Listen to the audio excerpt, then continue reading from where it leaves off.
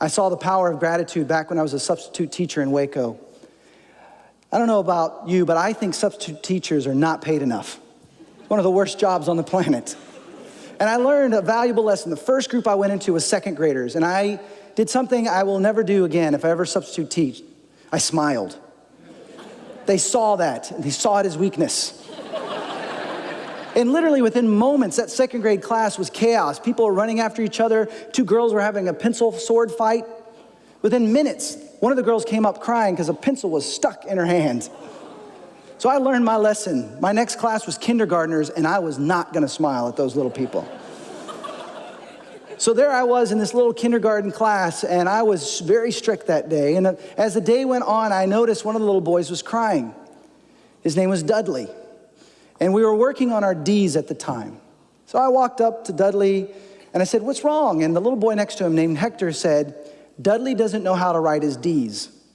That's a problem if your name is Dudley." I looked down, and sure enough, it looked more like Dudley. This is not good.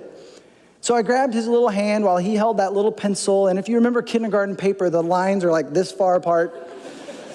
And so together, I helped him with a big D, and then a little d, and eventually he stopped crying. A little bit later in the day, he comes running up, completely different personality seemed to have emerged, and he handed me a Valentine's Day card. It was a couple days after Valentine's. So I started reading it, and on the back, it was signed in cursive, "Love, Jennifer."